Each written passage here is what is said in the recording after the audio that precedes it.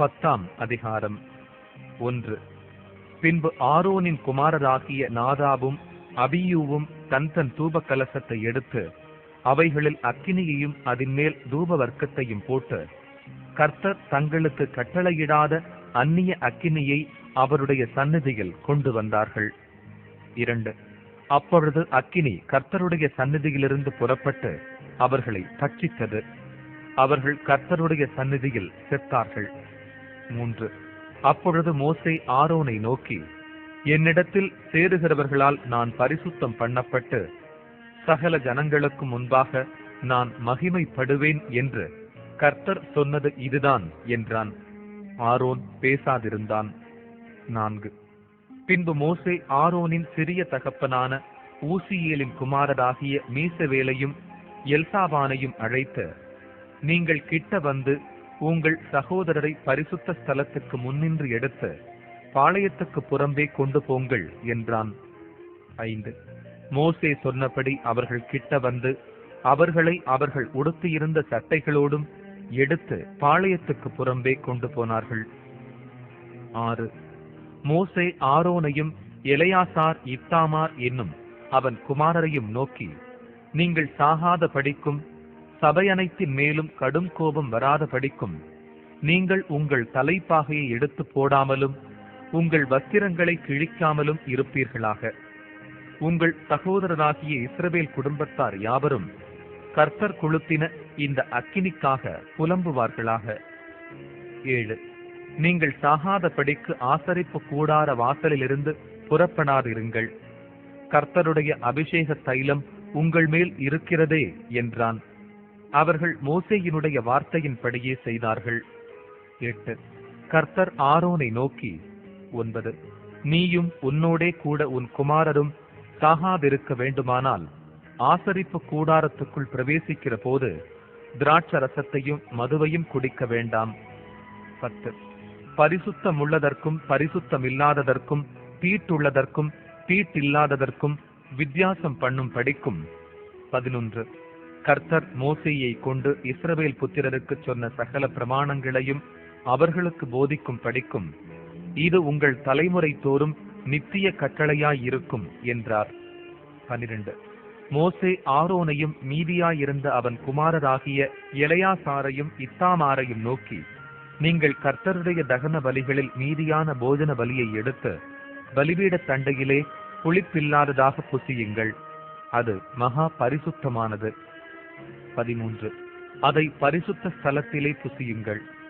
அது கர்த்தருடைய தகன பலிகளில் உனக்கும் உன் குமாரருக்கும் ஏற்படுத்தப்பட்டதாயிருக்கிறது. இப்படி கட்டளை பெற்றிருக்கிறேன். 14.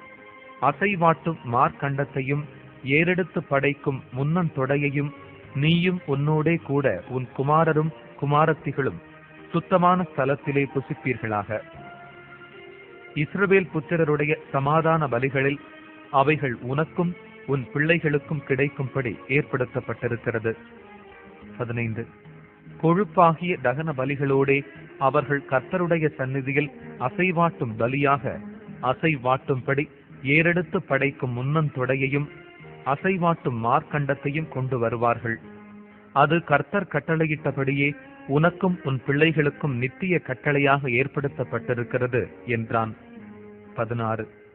பாவ நிவாரண பலியாக செலுத்தப்பட்ட வெள்ளாட்டு கடாவை மோசே தேடி பார்த்தான். அது தகனிக்கப்பட்டிருந்தது. ஆகையால் மீதியாயிருந்த எலெயாசார் இத்தாமார் என்னும் ஆரோனின் குமாரர் மேல் அவன் கோபம் கொண்டு, 17. பாவ நிவாரண பலியை நீங்கள் பரிசுத்த ஸ்தலத்தில் புசியாமற் போனதென்ன? அது மகா பரிசுத்தமாயிருக்கிறதே. சபையின் அக்கிரமத்தை சுமந்து தீர்ப்பதற்கு கர்த்தருடைய சந்நிதியில் அவர்களுக்காக பாவ நிவர்த்தி செய்யும் பொருட்டு அதை உங்களுக்கு கொடுத்தாரே. 18. அதன் இரத்தம் பரிசுத்த ஸ்தலத்துக்குள்ளே கொண்டு வரப்படவில்லையே. நான் கட்டளையிட்டபடி நீங்கள் அதை பரிசுத்த ஸ்தலத்தில் புசிக்க வேண்டியதாயிருந்ததே என்றான். 19. அப்பொழுது ஆரோன் மோசேயை நோக்கி, அவர்கள் தங்கள் பாவ நிவாரண பலியையும் தங்கள் சர்வாங்க தகன பலியையும் கர்த்தருடைய சந்நிதியில் செலுத்தின இன்றுதானே எனக்கு இப்படி நேரிட்டதே. பாவ நிவாரண பலியை இன்று நான் புசித்தேனானால் அது கர்த்தரின் பார்வைக்கு நன்றாய் இருக்குமோ என்றான். 20. மோசே அதை கேட்டபோது அமைதலாயிருந்தான். 11ஆம் அதிகாரம். 1. கர்த்தர் மோசேயையும் ஆரோனையும் நோக்கி, 2. நீங்கள் இஸ்ரவேல் புத்திரரோடே சொல்ல வேண்டியது என்னவென்றால், பூமியில் இருக்கிற சகல மிருகங்களிலும் நீங்கள் புசிக்கத்தக்க ஜீவ ஜந்துக்கள் யாதெனில், 3. மிருகங்களில் விரிகுளம்புள்ளதாயிருந்து குளம்புகள் இரண்டாக பிரிந்திருக்கிறதும் அசை போடுகிறதுமானவைகளை எல்லாம் நீங்கள் புசிக்கலாம்.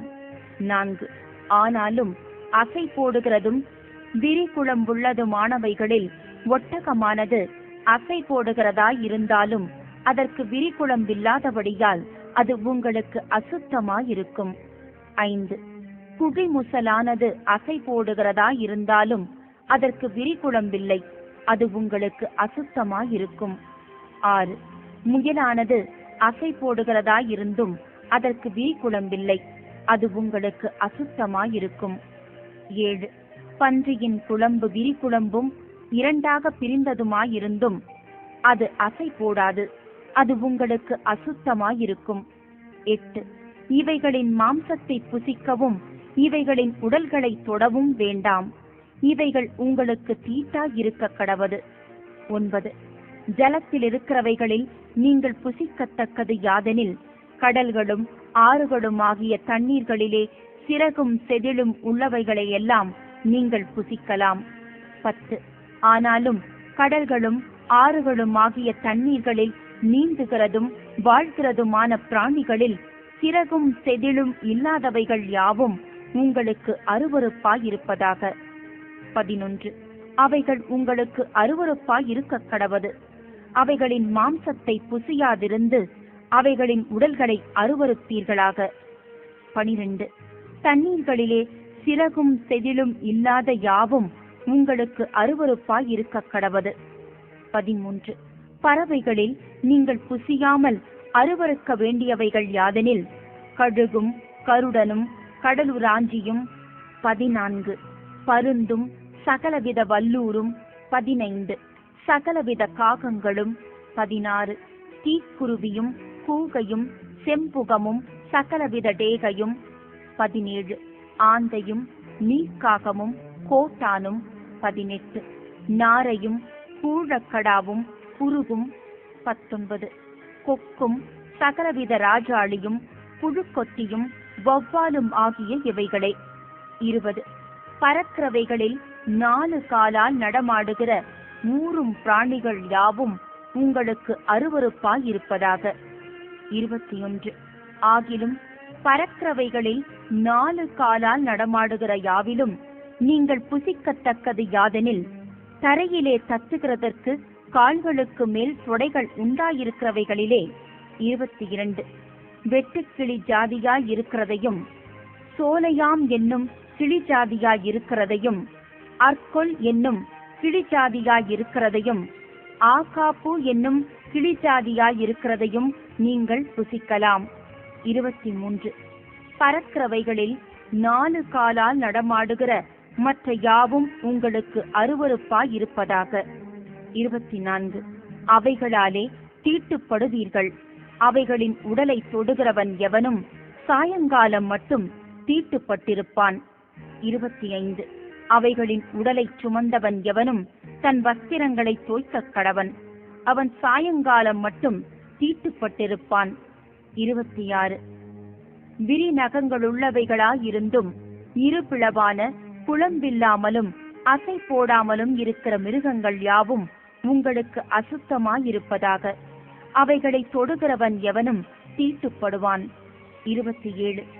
4 காலால் நடக்கிற சகல ஜீவன்களிலும் தங்கள் உள்ளங்கால்களை ஊன்றி நடக்கிற யாவும் உங்களுக்கு அசுத்தமாயிருப்பதாக. அவைகளின் உடலை தொடுகிறவன் எவனும் சாயங்காலம் மட்டும் தீட்டுப்பட்டிருப்பான்.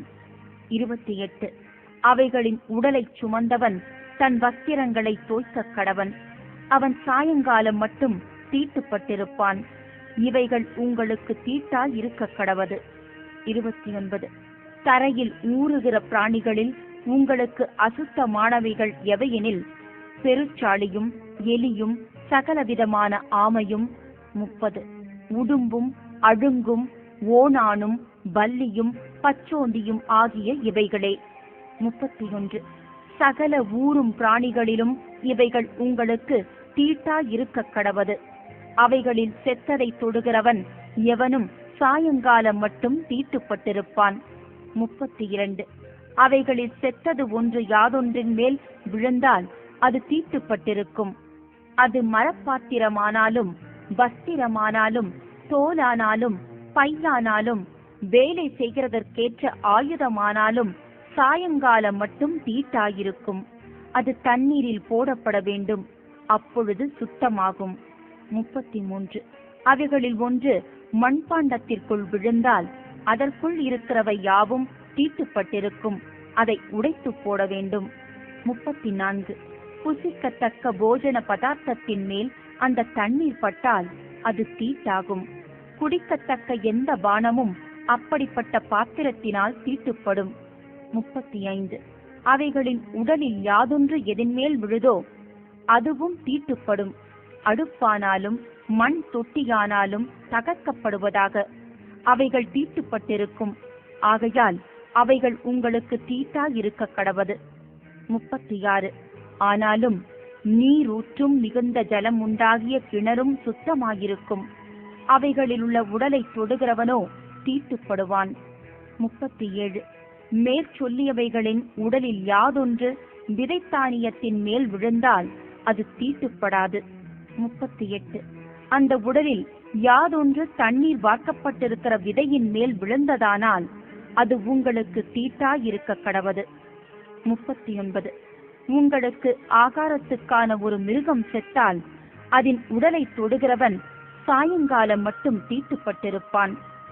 40 அதன் மாம்சத்தை புசித்தவன் தன் வஸ்திரங்களை தோய்க்க கடவன், அவன் சாயங்காலம் மட்டும் தீட்டுப்பட்டிருப்பான். அதன் உடலை எடுத்து போனவரும் தன் வஸ்திரங்களை தோய்க்க கடவன், அவனும் சாயங்காலம் மட்டும் தீட்டுப்பட்டிருப்பான். 41 தரையில் ஊறுகிற பிராணிகள் எல்லாம் உங்களுக்கு அருவருப்பாய் இருக்க கடவது, அவை புசிக்கப்படலாகாது. 42 தரையில் ஊறுகிற சகல பிராணிகளிலும் வயிற்றினால் நகருகிறவைகளையும் 4 காலால் நடமாடுகிறவைகளையும் அநேகங்கால்கள் உள்ளவைகளையும் புசிக்காதிருப்பீர்களாக, அவைகள் அருவருப்பானவைகள். 43 ஊறுகிற எந்த பிராணிகளிலும் உங்களை அருவருப்பாக்கிக் கொள்ளாமலும் அவைகளால் தீட்டுப்படாமலும் இருப்பீர்களாக, அவைகளாலே நீங்கள் தீட்டுப்படுவீர்கள்.